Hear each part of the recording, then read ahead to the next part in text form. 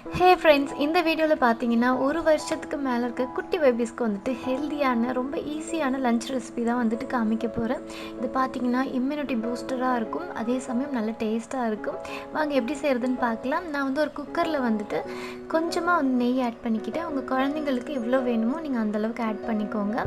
அதுக்கப்புறம் வந்துட்டு கீரை, நான் வந்து வீட்டிலே வந்துட்டு இருந்த மணத்தக்காளி கீரையை வந்து குட்டி குட்டியாக வந்து கட் பண்ணிவிட்டு எடுத்துக்கிட்டேன், வாஷ் பண்ணிவிட்டு. அதுக்கப்புறம் வந்துட்டு சீரகம், கொஞ்சமாக மிளகு, ஒரு 4 பல்லு பூண்டு எடுத்துக்கலாம். சின்ன வெங்காயம் பார்த்திங்கன்னா 2லேருந்து 3 வரைக்கும் நம்ம குட்டியாக நறுக்கிட்டு அதையும் வந்துட்டு நெய்யில் வந்து வணக்கிக்கலாம். இப்போ வந்து நம்ம கீரையை ஆட் பண்ணிக்கலாம். இதில் பார்த்திங்கன்னா பச்சை வாசம் போகிற அளவுக்கு நீங்கள் வந்து லைட்டாக வந்து சாட்டே பண்ணால் போதும். அதுக்கப்புறம் முளை கட்டின பச்சை பயிறு இருக்குது இல்லையா, அது வந்து உங்களுக்கு வேணுங்கிற அளவுக்கு நீங்கள் ஆட் பண்ணிக்கோங்க. குழந்தைங்க எவ்வளோ சாப்பிடுவாங்களோ நீங்கள் அவ்வளோ ஆட் பண்ணிக்கோங்க. இதில் வந்து நிறைய நியூட்ரிஷன் இருக்குது, ரொம்பவே ஆரோக்கியமாக இருக்கும், குழந்தைங்க வளர்ச்சிக்கு ரொம்பவே உறுதுணையாக இருக்கும்.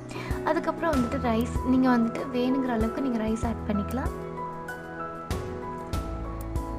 இது பார்த்திங்கன்னா நீங்கள் குழந்தைங்க வந்து தூங்கி எந்திரிச்சு கொஞ்ச நேரத்துலேயே செய்ய ஆரம்பிச்சிங்கனாலே அவங்க வந்து பசிக்கிற டைமில் வந்து நீங்கள் வந்து கொடுக்கறதுக்கு ரொம்பவே ஹெல்ப்ஃபுல்லாக இருக்கும்.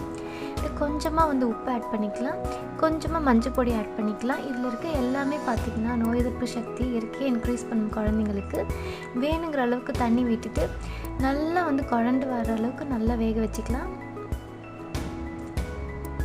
குழந்தைங்களுக்கு வந்து நல்லா வந்து வார்ம் டெம்பரேச்சரில் வெதுன்னு தண்ணி வந்து பக்கத்துலேயே வச்சுக்கிட்டு கொஞ்சம் கொஞ்சமாக வந்து 2 வாய் ஊட்டி விடுறப்போ 1 வாய் வந்துட்டு தண்ணி குடிக்க வைங்க.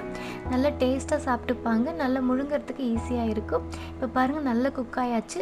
இதை வந்து நல்லா வந்து மசிச்சுட்டு நீங்கள் வேணுங்கிற அளவுக்கு தண்ணி கொஞ்சமாக ஆட் பண்ணி அவங்க குழந்தைங்க சாப்பிட்ற கன்சிஸ்டன்சியில் கொடுங்க. நல்லா டேஸ்ட்டாக சாப்பிடுவாங்க. இந்த வீடியோ பிடிச்சதுன்னா லைக், ஷேர், கமெண்ட் பண்ணுங்கள்.